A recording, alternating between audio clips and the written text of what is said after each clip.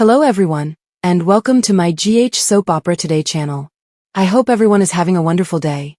Before we begin, please hit the subscribe button and give this video a thumbs up. Plus, Michael's in serious trouble. Alexis decides to run for Drew's congressional seat, and Nina encourages Willow to do the same. While Spinelli confides in Brooke Lynn about his anxieties, Nathan and Lulu seek guidance regarding their love for one another, and Christina persuades Cody to read the remaining chapters of her book, All Today on General Hospital. Then Nathan goes back to the PCPD to inform Dante that he served the warrant on Michael and that his brother relinquished his keys without any issues. Their current focus is on forensics. Nathan doesn't think there's much hope since the gunman wouldn't leave clues on their keychain. Nathan is open to any diversion, so when Dante proposes he leave for the day since Maxie is returning, Nathan jumps at the chance. Upon seeing Maxie, he is utterly unprepared for what is to come. During those 7 years, Nathan saw Maxie go on, and he would rather not be perceived as a burden. They describe how Dante was in a similar scenario with Sam and Lulu, however Sam died before Lulu woke up. Still, he was committed to Sam, and Maxie is devoted to Spinelli. Dante advises him to listen to Maxie and not jump to conclusions about her. Dante asks Nathan, "Do you want to get back with Maxie?" when he hears hesitancy in his voice. Nina encourages Willow. Willow goes by Nina's office and informs her mother that Drew's associates want her to serve out the balance of his time in Congress. Nina is ecstatic, considering it an honor, and she has a hidden weapon, her own mother. Nina tells Willow that she is the one who built all the connections Drew needed to win, and she may be great and is better qualified to accomplish good than Drew ever was. Willow admits she still doesn't know about policy, which is why Nina believes she'll succeed, since she's not your ordinary nasty politician. She claims it will just be a year, and she can always walk away when it's up. But it may also improve her life and empower her in ways she never thought. After the Laura/Ezra narrative, is anybody else not happy to dig into politics again?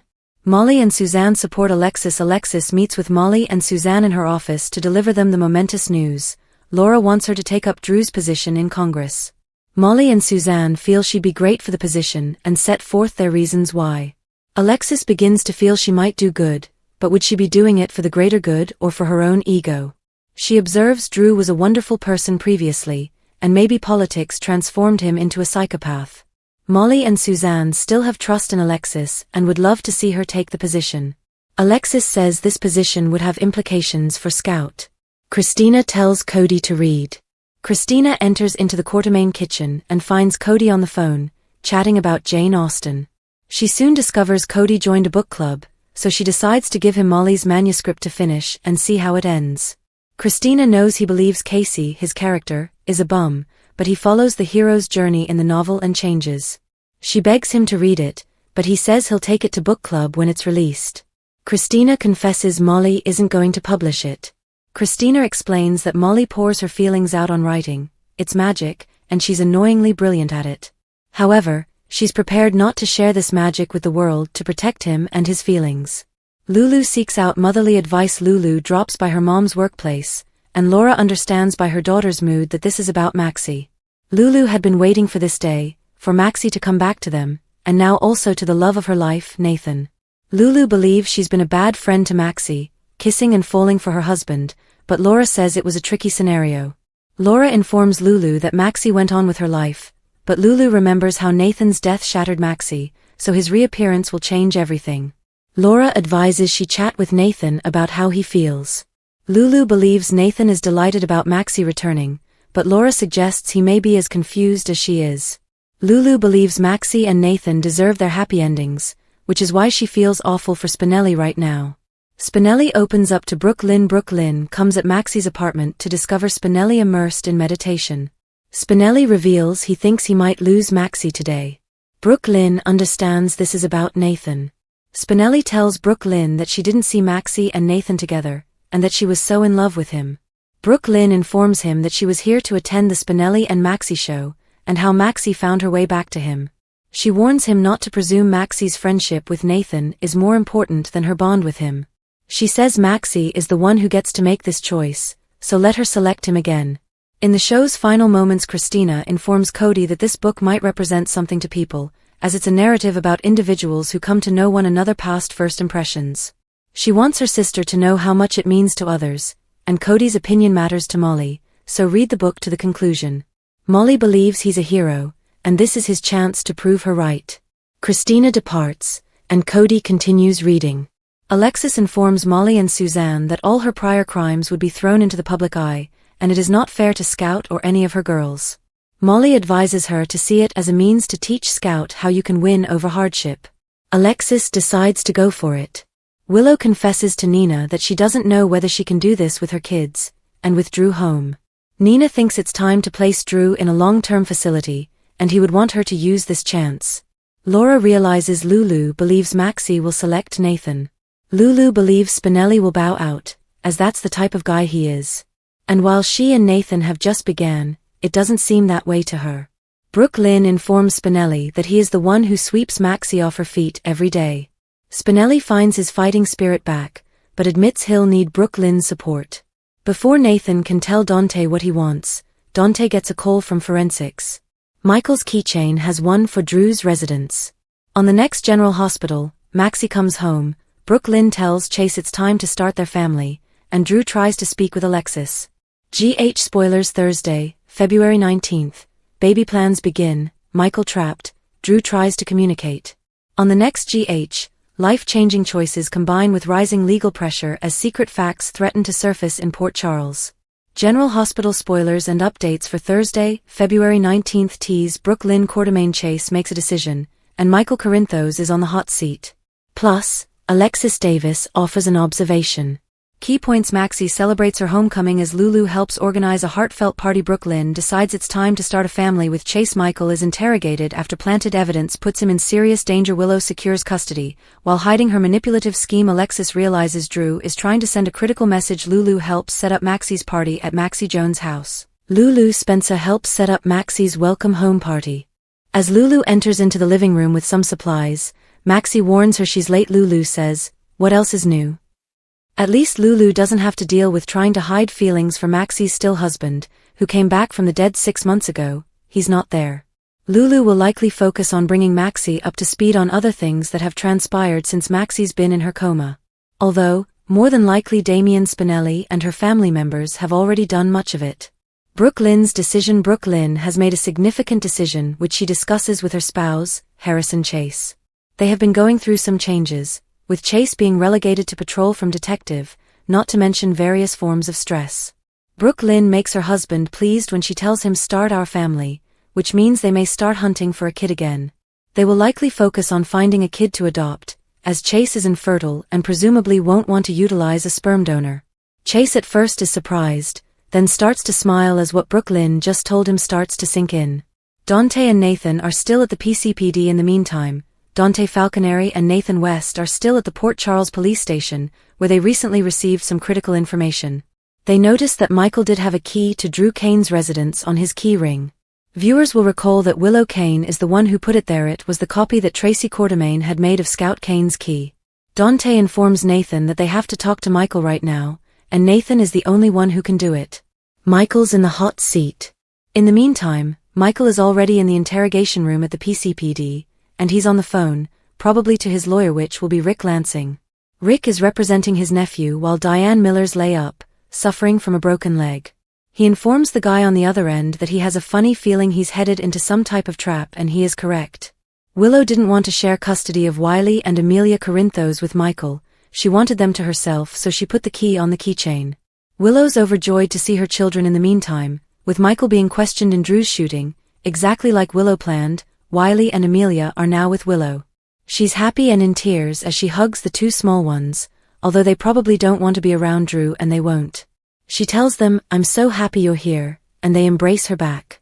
Willow's happy with Scout living with Alexis and her aunts, and she doesn't have an issue with her being with her brother, in spite of Drew's restraining order against Danny Morgan.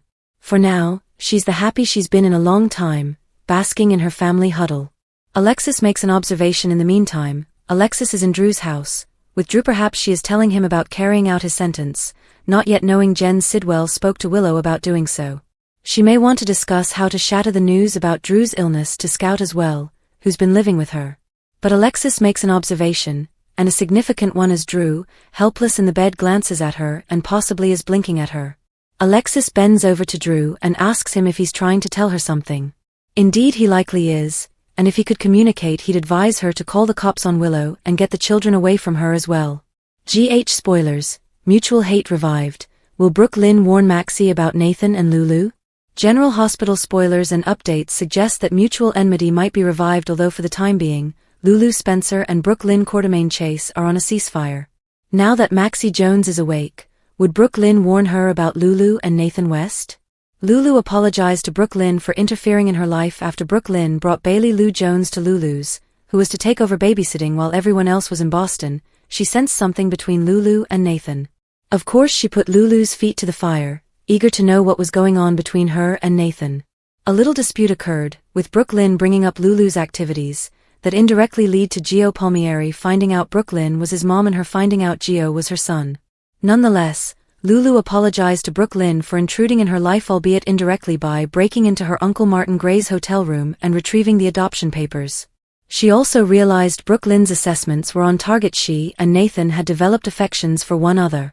Lulu intended well when she disclosed the adoption. Lulu intended well when she disclosed the adoption just as years ago when she meant well, exposing Sasha Gilmore as Nina Reeves' phony daughter. There appears to be a trend of righting wrongs that aren't Lulu's to right and prying into extremely intimate stuff that isn't hers at all. Lulu was honorable when she confessed Brooke Lynn's intuitions about her and Nathan having affections for one other being right to Brooke Lynn. But now that Maxie is awake and on her way back to Port Charles, a lot of things have changed. That's part of the package, inevitably. And Lulu may not be the only one who wants to remedy a mistake, to warn a person about a situation for their own good. Brooke Lynn might too. It would reignite the mutual hate between Brooke Lynn and Lulu if Brooke Lynn rats her out. It would reignite the mutual loathing between Brooke Lynn and Lulu if Brooke Lynn gets it in her mind to rat her out to Maxie. She may leave out the fact that Nathan has affections for Lulu too. On the other side, Brooke Lynn may opt to disclose what she knows to someone else as well when she counsels Damian Spinelli in a future GH episode. Of course, Brooke Lynn, as Lulu did with Joe's adoption papers, will explain that Maxie has a right to know that Lulu's into Nathan. In addition, things are quite confusing, since with Nathan alive, that means he and Maxie are still legally married. Is Jason Morgan in danger on General Hospital? General Hospital comings and goings just reported that Jason Morgan will be quitting the ABC series. Steve Burton stated he was quitting GH on social media and maintained it wasn't permanent and he would attempt to come back this summer. But in the meantime, the soap opera is going to have to explain his absence and the character might be in jeopardy. How will Jason Morgan exit if Jason Morgan is going to be off the canvas for several months? The GH writers are going to have to explain where he went. Right now Jason is a crucial figure in Port Charles and tied up in various storylines. It doesn't make logical that he would suddenly leave town right now for no reason. But if he is harmed or even worse is kept captive, it will give the authors some time until Burton is ready to return. Right now all eyes are on Anna Devane's narrative on the afternoon show. Jason Morgan is deeply involved in unraveling the riddle of the agent turned mental ill. In fact, Felicia Jones just came from seeing Anna in the hospital and brought a note to Jason for her. Plus, Jocelyn just threw more information in Jason's lap concerning Anna and Faison. Jason gets hurt visiting Anna? General Hospital spoilers say Jason is going to try to go to Anna Devane personally, and it would be the perfect chance for the character to get harmed or detained.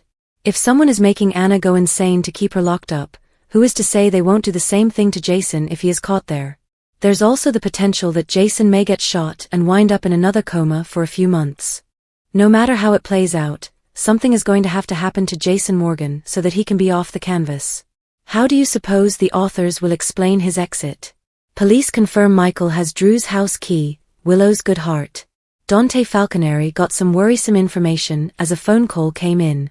It put Michael Corinthos in another legal predicament, so here's how GH episode went down. In Alexis Davis's office, she informed Molly Lansing Davis and Suzanne about Laura Collins wishing to suggest her to the governor when it came to replacing Drew Kane's Congress seat. Although Alexis was skeptical about the proposal, Suzanne and Molly encouraged her that she should pursue this. At Crimson, Nina Reeves made a pitch to Willow Kane about holding a party for the kids now that they'd be spending more time with her. Willow liked the party idea, but she grumbled about Michael only conceding because he was concerned he'd lose all his parenting rights if he faced shooting charges. Next, Willow revealed that some of Drew's political associates wanted her to fill his Congress position. Nina promised to aid Willow since her influence and connections were what gave Drew the political opportunity in the first place. Although Nina made a mistake in endorsing Drew along with everyone who voted for him, she hoped things would be different with Willow because of her wonderful heart. Nina finally advised Michael could work around Willow's schedule when it came to the kids and believed that Willow should consider about putting Drew in a facility. Since Drew couldn't complete out his term, Nina was convinced that he'd want Willow to step up. In the Quartermain kitchen, Christina Corinthos Davis delivered Molly's book to Cody Bell and encouraged him to read it until the finish since the character based on him matured into someone with depth. Cody yelled about waiting till it was released and was astonished to find Molly was passing down the book opportunity due of his sentiments. Christina ultimately convinced Cody give the manuscript a fair try and prove he was the hero Molly claimed he was. As Lulu Spencer talked about Maxie Jones awakening in Laura's office, she said a true friend wouldn't have kissed Nathan West and sought a romance with him while Maxie was away. Laura threw Lulu some slack and recognized the situation must be tough for Nathan too. However, Lulu wanted Maxie to have her happy ending with Nathan and believed Damien Spinelli would drop out so that could happen too. At Maxie's residence, Brooke Lynn Quartermain walked up with homecoming party materials and discovered Spinelli concerned Maxie was going to choose Nathan over him. Brooke Lynn believed that Maxie needed to have a say in this before Spinelli made assumptions. Despite Maxie's love for Nathan, she also picked Spinelli once Nathan was gone. Once Spinelli had fresh optimism that Maxie may chose him now, he intended to sweep her off her feet and sought Brooke Lynn's aid. At the police station, Nathan brought Dante the news that Michael readily turned up his keys, so Dante believed it was a good omen. That key set and some errant keys from Aurora had been given along to forensics. If Michael was the shooter, Nathan doubted that he'd truly leave a key to Drew's house on his keychain, but Dante knew they had to do things by the book and check anyway. Nathan phoned to place a result on the results and ending up chatting to Dante about Maxie in the meantime. Since Maxie had moved on with Spinelli while Nathan was gone, he didn't want to become a responsibility for her.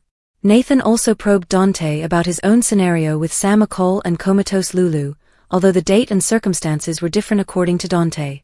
After Nathan alluded about his readiness to reconnect with Maxie because of James West, Dante said Nathan had to want that reunion for himself. Dante ultimately got a call from forensics and communicated a stunner to Nathan. Since there was a key to Drew's home on Michael's keyring, Dante felt his brother had lied. General Hospital spoilers predict Michael's going to be in more problems with the cops, so stay tuned. Thanks for watching. If you like this video, please don't forget to subscribe my channel without missing any update.